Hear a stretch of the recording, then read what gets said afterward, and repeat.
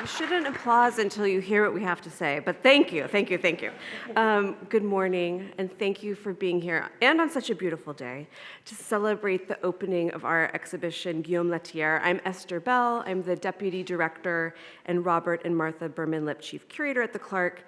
And before I begin my remarks for this morning, I'd like to thank a number of people who made this exhibition possible. One person in particular has championed this project from its inception.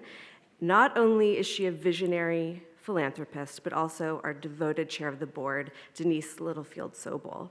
We are immensely grateful for Denise's leadership support of our exhibition.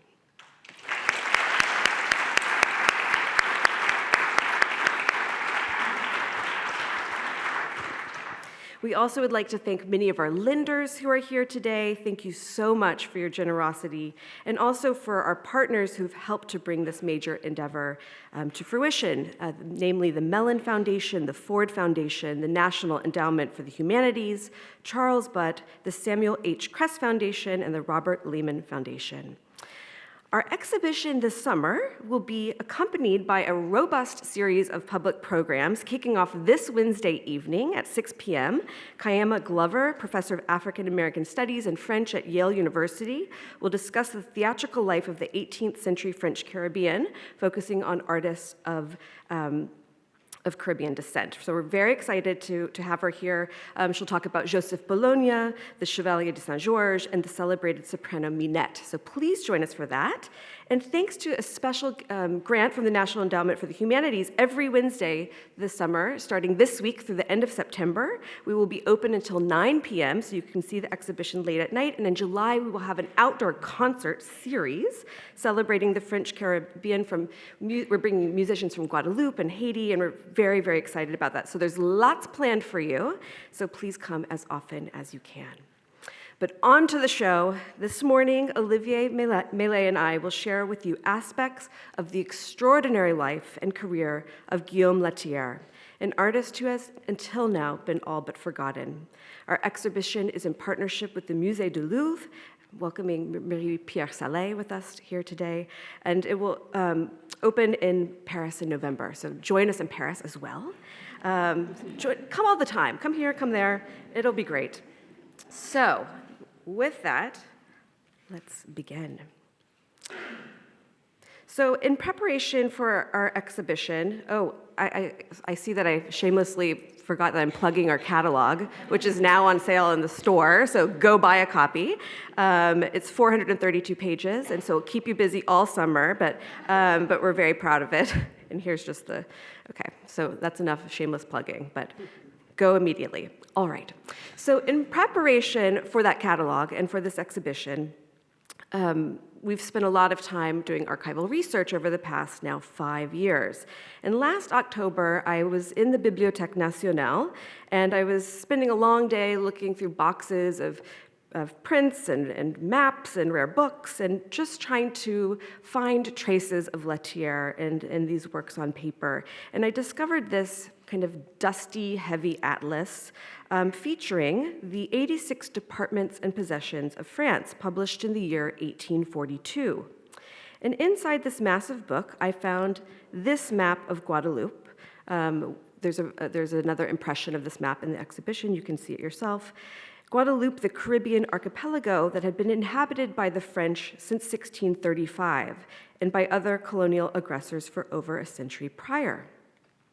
With its volcano, La Grande Soufrière, roiling steam in the distance, and tropical vegetation engulfing nearly every surface, Levasseur's depiction of the prized French territory documents the industry of enslavement. Sugar and coffee and pepper and clove at the left, and cotton and cacao at right. On the left of the sheet, you see a well-dressed dandy in dainty slippers and straw hat. He's likely the proprietor of the plantation, pictured above, where two half-dressed enslaved men perch precariously at the precipice of a cliff. The presumed enslaver points to the map, acknowledging the land that has afforded him some riches. And portraits of the island's greatest cultural successes adorn the medallion of palm fronds encircling the plantation scene. Below, we find the poet and translator, François-Nicolas Vincent Campinon, who was the first Guadeloupean to be inducted into the Académie Française, and above, the painter, Guillaume Lethière. This image, published less than 2 decades after Lethière's death and filled with signals of instability and wealth, enslavement and opportunity, claims the artist as a product of the colony. In the words of the poet, author, and former president of the Regional Council of Martinique, Aimé Césaire, what impure and worldly geography. So how did this artist, born in the year 1760 to a white plantation-owning father and an enslaved woman of mixed race, evidence his identity through a long and prolific career?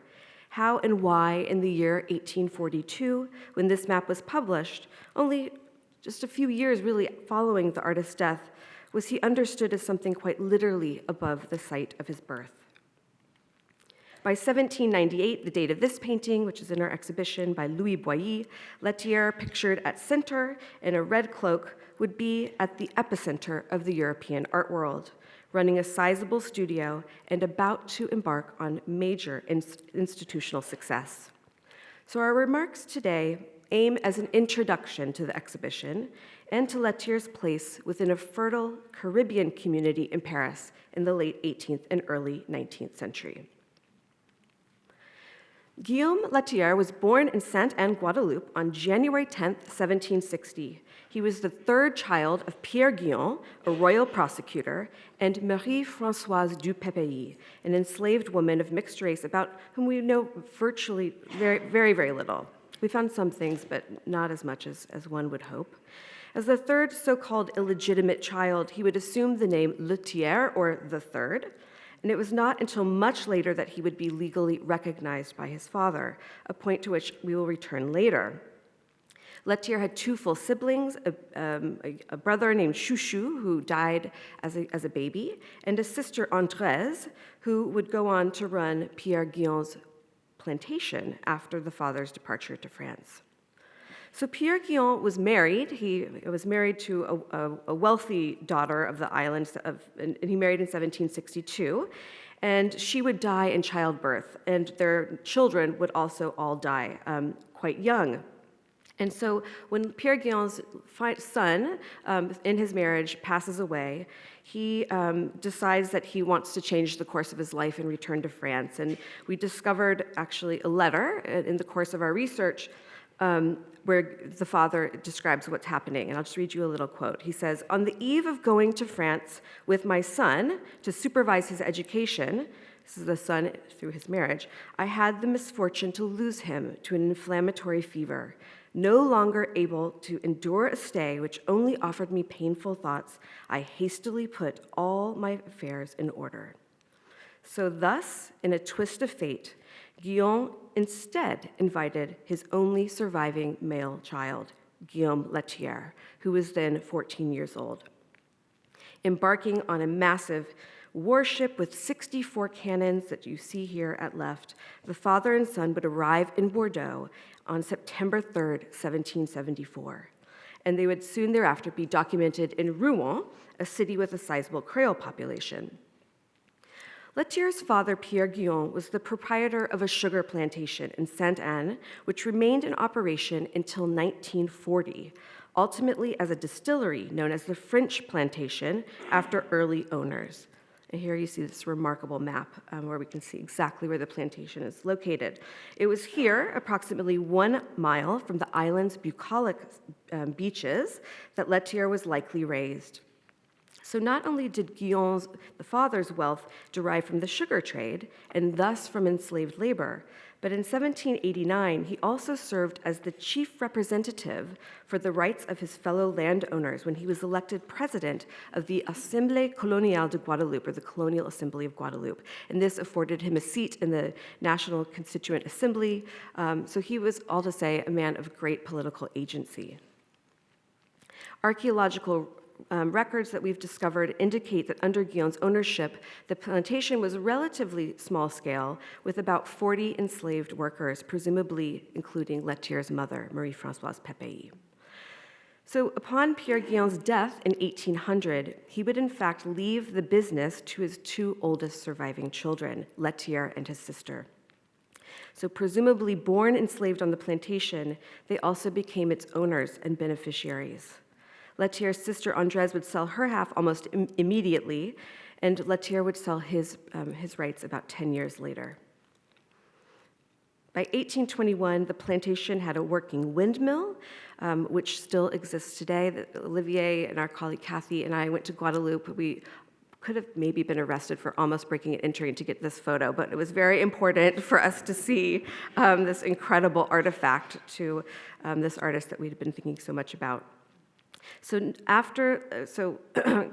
all to say, despite ongoing family ties in Guadeloupe, and even after becoming a landowner there, Lethière never returned to his place of birth following his voyage to France in 1774.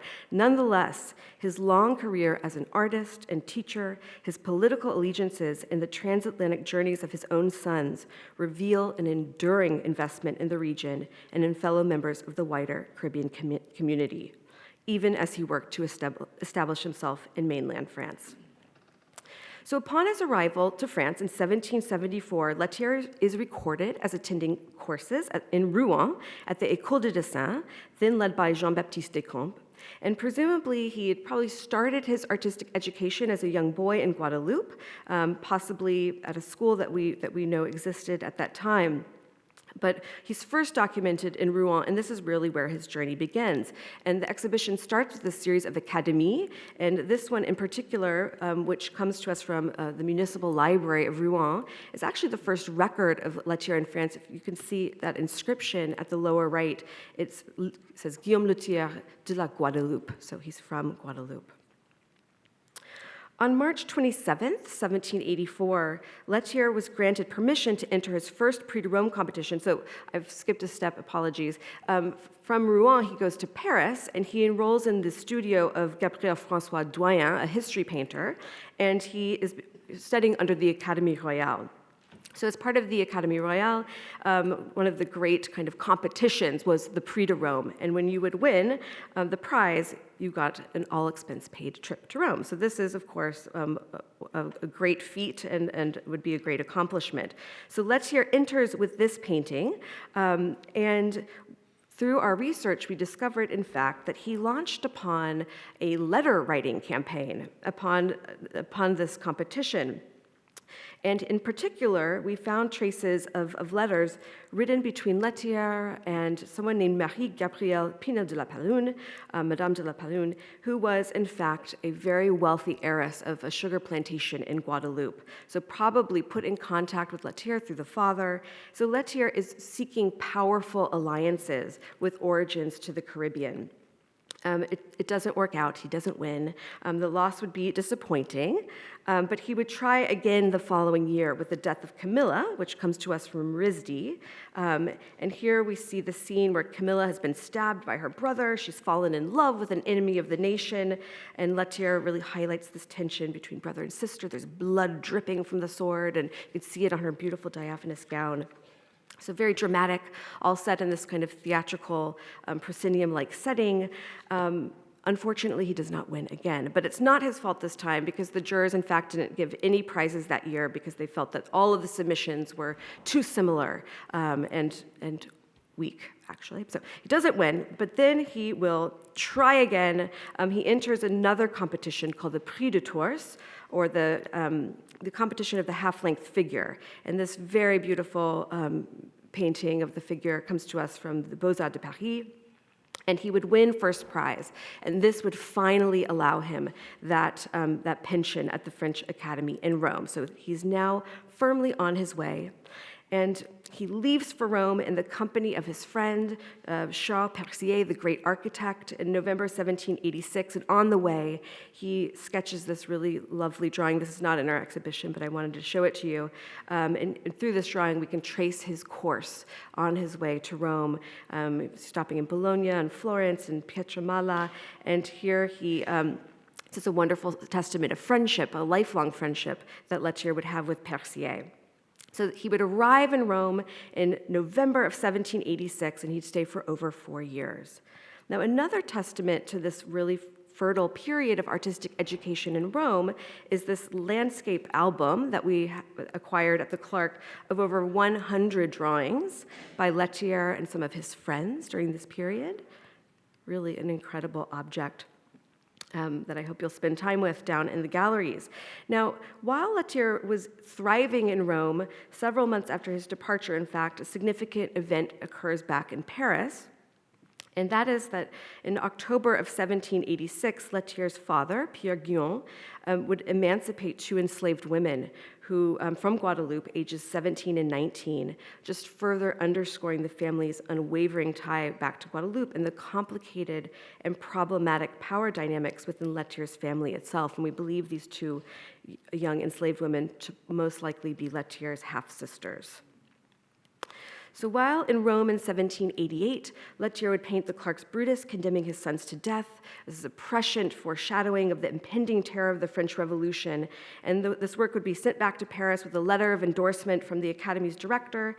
And this wonderful neoclassical subject, Lucius Junius Brutus, in his murderous rage as he witnesses the execution of his sons who've been secretly plotting to restore the monarchy. And we'll return to this in a minute. This marks the kind of beginning of a lifelong obsession with the subject of Brutus, which would kind of bookmark his career. So Lethière returns to Paris in 1791, and he consistently participates in the Salon. Now, this painting is not here, it lives in Russia, but it's a wonderful early Salon entry of 1795, Cato of Utica, another great neoclassical subject. But also, at the same time, he's trying his hand in a number of styles and a number of genres. Here you see Erminia and the Shepherds, kind of troubadourian painting, also exhibited in that Salon of 1795. It's kind of amazing to imagine this hanging anywhere near Cato because they're so different in their temperament. And also in that year of 1795, he exhibits a large-scale drawing, which is in our exhibition, of Brutus. So this is related to our oil sketch. This comes to us from Pontoise. And with Brutus, he exhibits a pendant, the Death of Virginia. And we'll return to Death of Virginia as well. This would also become transformed into one of his most monumental paintings of his career. So in the same year of 1795, he begins making drawings of important Republican heroes, such as Benjamin Franklin, and we have a series of these four Republican heroes in the exhibition, and this is an early reminder that Lethière was an ardent revolutionary patriot, and he would sustain his revolutionary politics until his death in 1832. So also in the Salon, this is actually Salon of 1798, this painting is not here, and Marie-Pierre, I'm looking at you, it's not because we didn't try, but it's so enormous that we literally couldn't figure out how to get it on a truck to Williamstown, but it will be in Paris, so you'll see it there. This is Philoctetes on the island of Lemnos, and I would like to linger on this painting for just a minute because it won him a prize in the Salon, but also because it is kind of multi-layered in its ambition. So Lethière selected a well-known subject taken from Sophocles' tragedy of 409 BCE, which tells the story of Philoctetes, a skilled archer. En route to the Trojan War, he's bitten by a snake and subsequently abandoned on the island of Lemnos because of the foul smell of his wound and his distressing cries. And after an oracle revealed that Troy could only be captured with the aid of Hercules' bow and arrows, he would be rescued. And he heads to Troy where his wounds heal, and he's ultimately killed but becomes a famed military hero. So Lethière's treatment of the subject differs from other contemporary examples, and there are quite a few, in that he seems to foreground his hero on a tropical island surrounded by rough waters and prominent succulents. Perhaps an allusion to his place of birth, but also it is important to remark that the sitter for Philoctetes had a biography not unlike his own. Lethière used the Saint-Domingue-born Thomas Alexandre Dumas David de la Pelleterie, or otherwise known as General Dumas. Olivier will talk about the Dumas family in a minute, but Dumas serves as the model for the painting's hero. General Dumas was 2 years younger than Lethière and was born in Saint-Domingue to a white father and an enslaved woman, and he too was brought to France at the age of 14.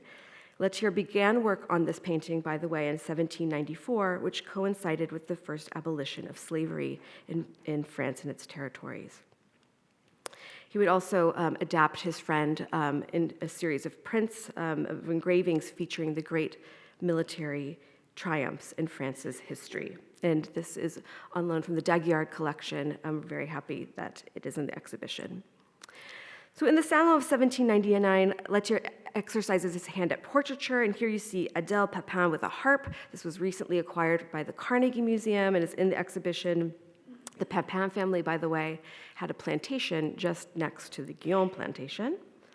And he depicts this woman holding a portfolio, also exhibited in the Salon. And through our research, we believe we've identified her to be the artist Eugénie Servière.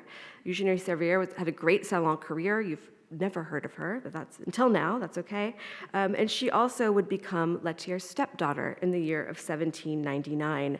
And this is a really beautiful portrait. She's holding her porte-crayon with the red chalk, and that red chalk you can see kind of peppering the paper that's coming out of her portfolio.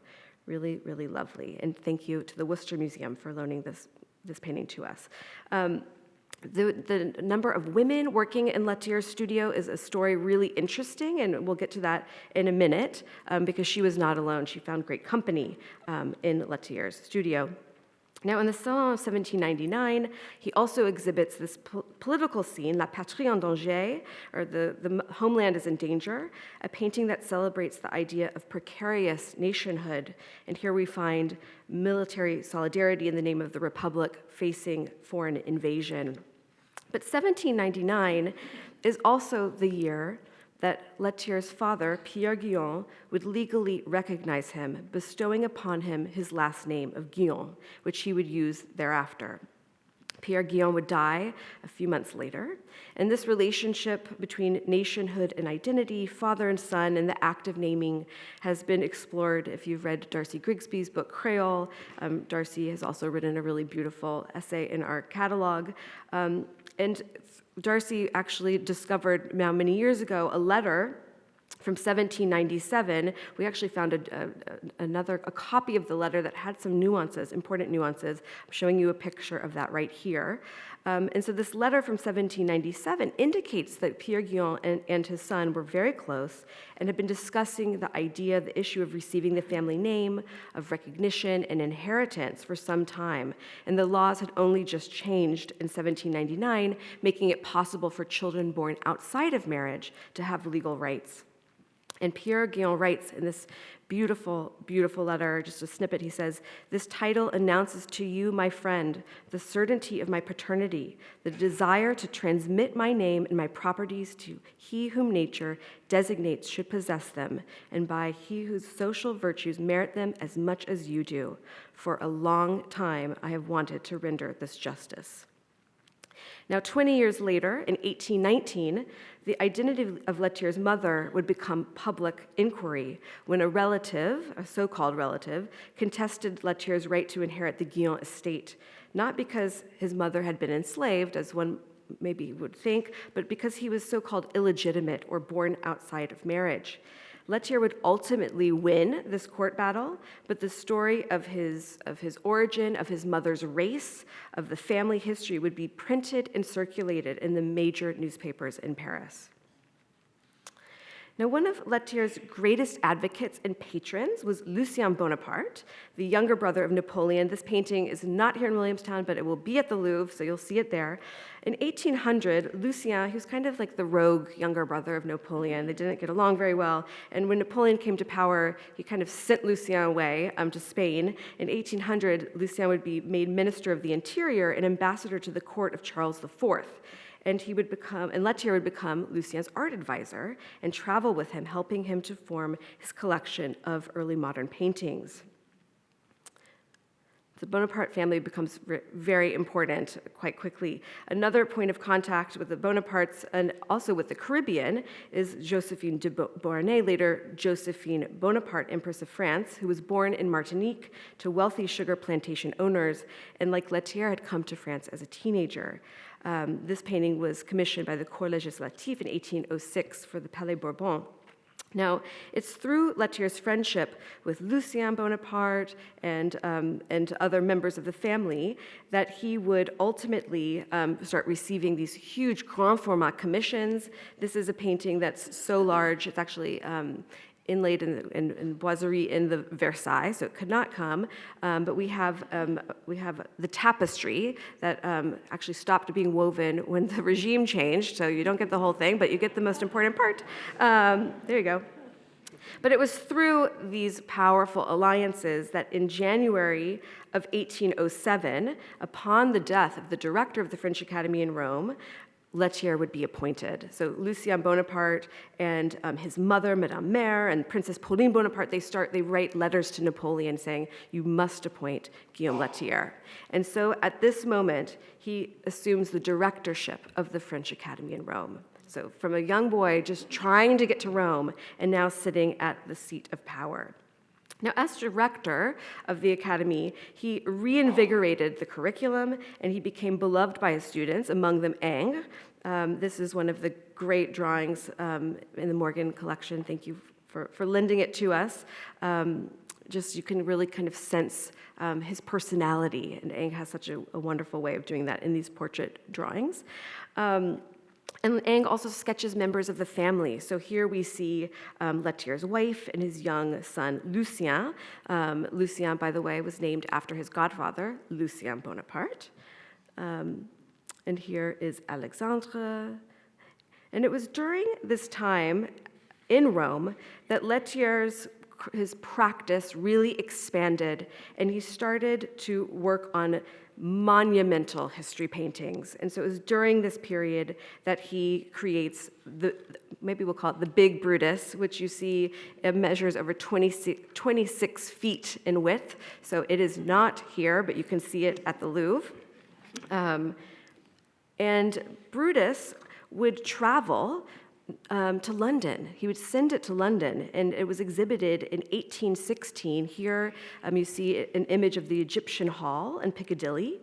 The Prince Regent was recorded as visiting the exhibition, and Lethière made a huge splash in England. He was called the Benjamin West of France, and he was lauded as being in competition, this is a quote, competition with the president of the British Academy. So Lethière would actually travel to London during the run of the exhibition and have dinner at the Royal Academy with artists such as Constable and Turner. So it's kind of amazing to think about. But also about this painting being shipped and exhibited elsewhere into great fanfare. So also during this period, he works on these monumental romantic paintings. Maybe we could call them The Judgment of Paris, which you'll see downstairs. And also this really beautiful Homer singing the Iliad outside the gates of Athens, which comes to us from Nottingham Castle. Lethière's Homer, this painting, would also be sent to London and hang in Piccadilly Hall just alongside Brutus. Now in 1816, his tenure at the French Academy in Rome came to an end, and he would return to Paris, establish a large studio. You'll hear about that in just a minute. And it is in 1822, now fully established and undeniably successful, earning a livelihood from his craft. And he paints this, The Oath of the Ancestors. This painting, this amazing painting, which commemorates the year 1804, when Alexandre Pétion, the celebrated mixed-race general and first president of the Republic of Haiti, comes together with Jean-Jacques Dessalines, who you see at right, the equally celebrated black leader of enslaved rebels. And together they swore an oath to fight together in friendship and to establish independence for the people of Saint-Domingue. The two men They swore to prevent Napoleon or any other oppressor from reinstating slavery on the island, and to also uphold Haiti's first constitution. We find chains broken at their feet as they swear their oath over the tablet of the law, all underneath a foreboding white god. Oops, okay, so just believe me, and I'll show you. It's hard to see where you're sitting, but he signs the painting, Guillaume Lethière, né à la Guadeloupe, in the year 1760, Paris 1822. So this is the only painting in which he signs that he is from Guadeloupe, and he uses his father's Guillaume, thus asserting his origins. He situates himself in France in the autumn of Louis XVIII's restored Bourbon monarchy, which still refused to recognize self-rule in Haiti.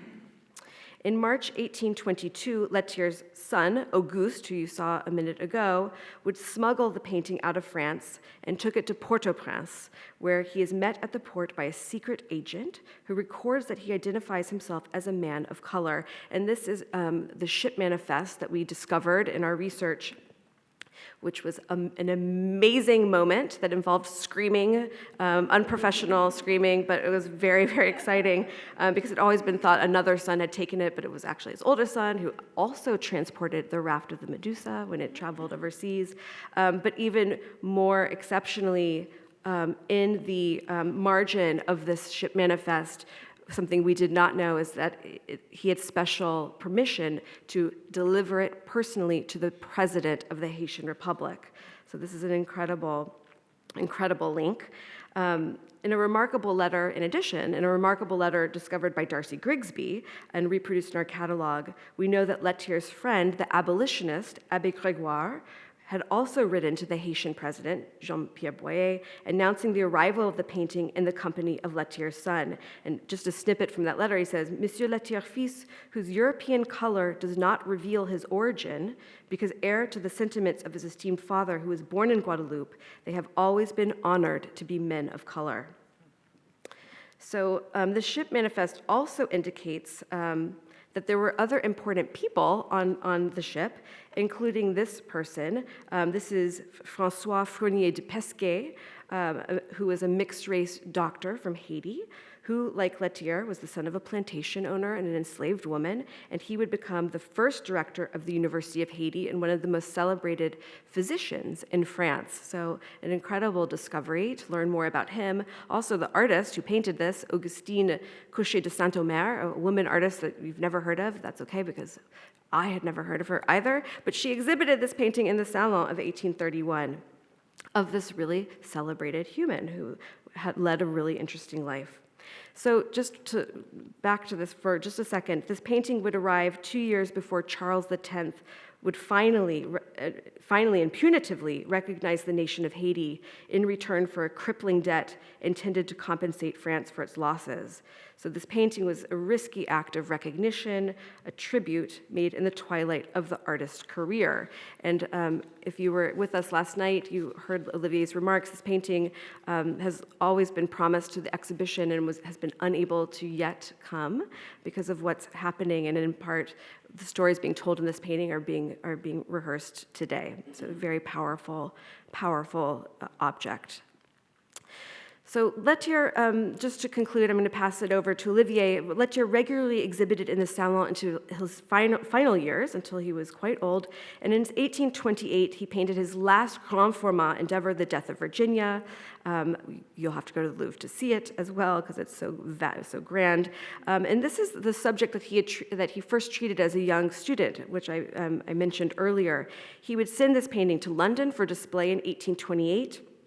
At the Egyptian Hall again, and it would return to Paris and be exhibited in the Salon of 1831. Now, while the critics in London loved the painting and wrote a lot about it and really celebrated it, the critics in Paris were not as kind and not as impressed, in part because they felt that the neoclassical style being employed was no longer really that interesting. They'd moved on to the next wave of Romantic painting. Now, the story is drawn from Roman history. It's the story of Virginia, a brave woman who chose death rather than succumb to the Roman ruler Appius Claudius, who had enslaved her. This tragedy took on a contemporary resonance in the Revolutionary period, and in the Salon Livre, Lethière contributed his own lengthy description of his painting. And I read you just a little quote. He says, "Virginie, born from a slave and a slave herself, by this innocent blood, I dedicate your head to the infernal gods." So this tragic scene from Roman history, his last official submission to the Salon before dying of cholera the following year, was, in his own words, a scene about enslavement, justice, and family. And now I pass it over to Olivier, who will tell us more about Lethière in many different contexts. Thank you.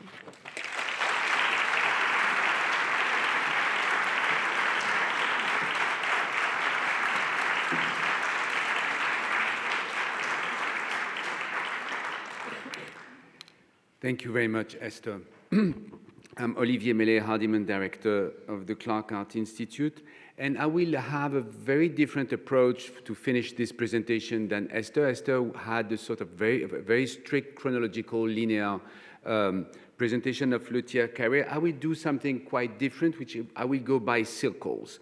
And when I say circles, is about this friendship that were surrounding Lethière all his life. What we discovered with Lethière was somebody who has been very good at making friends. He was also extremely faithful to them, sometimes against his own interest. And there is a lot of quotation by friends of him saying that sometimes he was faithful to a default. And but it's also through these circles of friendship that he has been able to go through this amazing and incredible life. I will start with the first circle, with the friends that he made in Rome.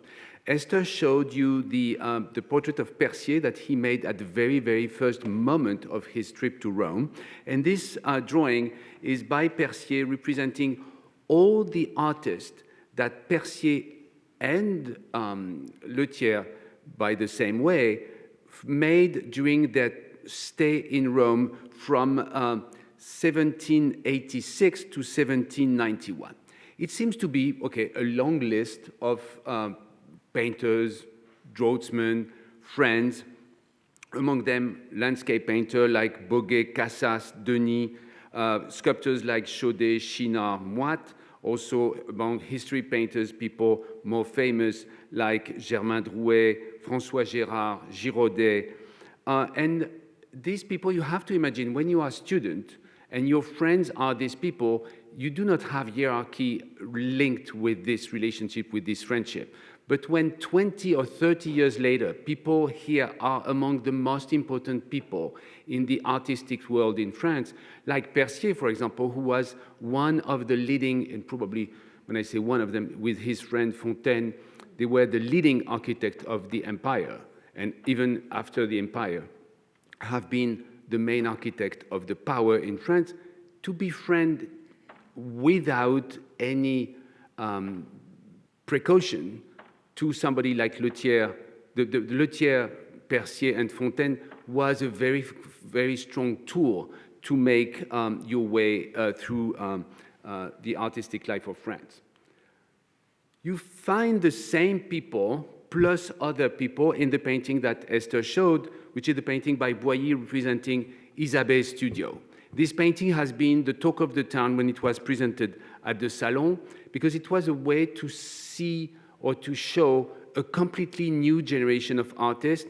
Many of them were on the sort of moderate Republican side, just after the peak of the terror. And Lethière, who is exactly in the middle, here, is obviously at the core of these circles.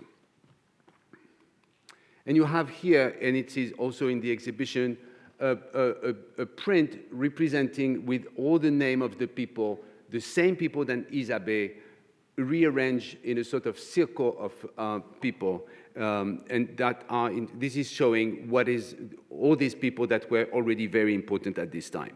Another testimony of Lethière's very strong network based on deep friendship is this series of prints that was made in 1807 when Lethière was appointed to Rome. His circles of friends made drawings of their own circle. It was a circle that were meeting every month in a restaurant, very French, to talk about their friendship and to talk about their life and to talk also about their youth. And they were only speaking in Italian because they were all these friends that they built their friendship when they were in Rome. And they were meeting in Paris every month in a cafe or in a restaurant, and to give a sort of tribute to Lethière's center role in this friendship, they made this incredible series of drawings, all the portraits of these friends, and then it was printed to give to each of the 12 people that were making this circle. Then after that, Lethière went to Rome as the director of the Villa Medici. This is a painting by Lethière that was rediscovered during the process of the exhibition in a Musée d'Angers. It's not in the exhibition, but it is representing the Villa Medici. It's also an example of Lethière landscape interest. Why talking about the Villa Medici and Rome during the second stay of Lethière? Because he made also a lot of friends that were very, very important at this time. He was having a very official position. He was in a constant contact with all the powers in France and in Italy. And a good way to see how Lethière was important and was also able to make a lot of friends at this moment. Each time somebody important was coming to Rome, there was a letter to Lethière saying, okay, could you help so-and-so to visit Rome? Could you tell them how important it is to go to this place or to this place? And this is a painting by one of Lethière's students, Hortense Audebourg-Lescaut, representing the real subject of the painting is the kiss of the feet of Saint Peter. But what is important for us is this group. Here is Lethière, who is leading a tour of Saint Peter in Rome, and you have, among the people there, you have Vivant Denon, who was the director of the Louvre and the director of the artistic life in France. There was Martial Daru, who was a very important minister. Joseph Fouché was famous and infamous interior minister in France, who was in fact the dark side of the power. But also you had Joachim Murat, one of the most famous marshal of the French army, who was already at this time the king of Naples, and his wife, Pauline Bonaparte, one of the sisters of Bonaparte. Which is this little group and this big painting and this little group is showing how Lethière was, when he was based in Rome, was at the center of this very, very powerful circles. Among the other circles that Lethière was living in is this very interesting and unusual circles of women. Lethière have always been, since the beginning, a big supporter of women artists through his own studio, and sometimes welcoming very young people, very young girl, age of 7, 8, then after that, through their entire career. And among them, I showed you one painting, the kiss of the feet of Saint Peter, Hortense Audebourg-Lescaut, who has been probably the first women artist to be studying at the Villa Medici, and became after that very famous, exhibited 100 paintings at the Salon during her career. The painting that Esther showed, which is the painting of Eugénie Servière, the portrait of Eugénie Servière, Lethière's stepdaughter, and she became also a very famous artist later, and this is a painting which is in the exhibition representing Inés de Castro with her children at the feet of Alfonso IV, the fourth King of Portugal. This was exactly the sort of painting that she was exhibiting, and the sort of painting that was very collected by the French government. Same sort of people, Eulalie Morin, a portrait of Juliette Récamier, again in the exhibition. It's interesting to see that sometimes starting in 1797, when he was starting to have his studio, to the end of his life, when somebody like Mélanie d'Hervilly, another woman who has been extremely important in Lethière's life, because she was almost running the studio, the entire studio for him. But this group of people were very important for Lethière, and he has been, again, very faithful to them. It's very clear through letters that he was very attentive to help them. Of course, one of the most surprising and the less known aspect of Lethière, but also the artistic life of France at this moment, was all these circles of French Antilles people, and mainly a lot of former enslaved or born enslaved people. One of the very famous one was Chevalier de Saint-Georges, who was probably one of the most famous musicians of his time, very close to Marie Antoinette. Then after that, a leading general in the French army. He was a good fencer, a good violinist, and a good general. Then also a discovery during the moment of the research moment of the exhibition. This guy, Benjamin Roland, who is here portrait, it's a portrait by Giraudet.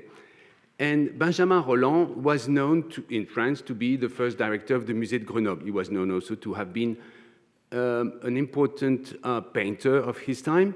What we discovered was he was born enslaved, and we found the manumission document of him. It's one of the most beautiful portraits of the time. Esther mentioned Alexandre Dumas, the general. Here, there was a painting or drawing by Lethière, and this is an engraving. Same circle, Alexandre Dumas, and I love this portrait. Alexandre Dumas in 1829. Alexandre Dumas is the son of the general.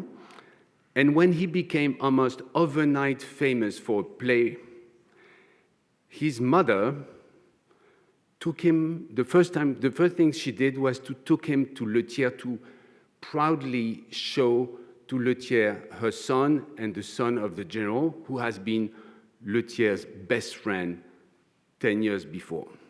And Alexandre Dumas has been, after that, a very close friend of Lethière. When he was a dandy, as you can see here. He was also among the most famous writer of his time. There was probably only Victor Hugo who was at the same level of fame. They were, interestingly, both sons of general of the Napoleonic army. And Dumas, it's a beautiful portrait of the d'Aguilar collection here, 1842. I think Dumas is embodying this incredible moment where a lot of people from African descent were famous and in power in many places in France, but not only. I was just thinking recently that one of the other main luminaries in literature at this very moment in the 1820s, 1830s, was Pushkin in Russia. And it's interesting to see that at this moment, it was less the case later, but there was this sort of wave of famous people. Esther talked about Fournier-Pesquet. I will not go back to the oath of the ancestors, but by one thing. Lethière was very close to President Boyer, the president of Haiti, to the point that one of his sons married, it's a little bit complicated, one of Lethière's sons married the sister of the son-in-law of President Boyer. And there is obviously a very close connection between Lethière and Haiti. We saw that.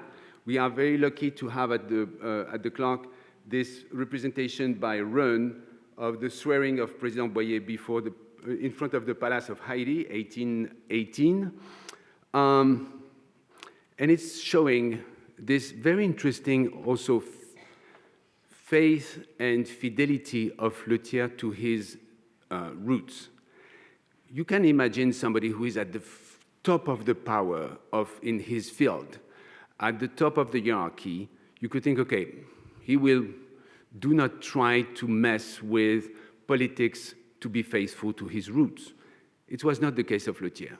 He was really faithful to his roots. At the same time, he was fully integrated in the society. And he was very friendly with a lot of Creole people that were, in fact, a plantation owner. And I think this is something which is interesting with the exhibition. It is blurring a lot of our ideas about this relationship between these people. We are now at the end of his life. This is a painting that is coming from Tokyo. It was one of the great surprise and happy surprise of the show. It's representing Lafayette introducing Louis-Philippe to the people of Paris. It is the third or fourth revolution in France since the big one, and it is when Louis-Philippe became the king of French people. I'm showing that because it is introducing us to another circle, which is the abolitionist circle that Lethière has been involved with during the last, almost all his life. I will not talk about Grégoire, l'Abbé Grégoire that Esther mentioned. I will mention people like Joseph-Marie de Gérandeau. Joseph-Marie de Gérandeau was really close to Lethière. There is hundreds of letters between the two. He was an official administrator for Napoleon, but he has been also one of the most interesting anthropologists ever. Before 200 years, probably before modern anthropology, he was saying, okay, we cannot try to understand people that lives in Java or in the middle of an island in the Pacific without speaking their language, without living like them, and really being integrated in their society and being really respectful and learning from them. It was only 200 years ago that people started to say, okay, if we want to study people, we need to be at the same level than them. Another interesting abolitionist, Joachim Le Breton, again, they were very close friends. Lafayette, who has been also a big supporter of abolition. There was interesting letters between him and Jefferson. When Lethière died, we discovered that Lafayette wrote a letter to a friend of Lethière saying, with Lethière, I'm losing one of my oldest friends. That was not known, and it's also interesting, we are in 2024. In 1824, you probably remember that Lafayette came to this country. His team surrounding Lafayette through the US was largely made through Lethière's effort. There is letters saying, okay, to Lafayette, it would be a good idea to have this person and this person with you during the trip. I mean, it's perfect for the time. And then two other people that were in the circles. Andrieux was a playwright, but also a strong abolitionist. I will finish on that with a contemporary work of art, which is in Guadeloupe, which is showing that, yes, here we do not know Lethière. In Guadeloupe, he's still a figure, and a contemporary artist from Guadeloupe made this sculpture at one of the main roundabouts in the home place of Lethière. That is my presentation. Thank you very much. And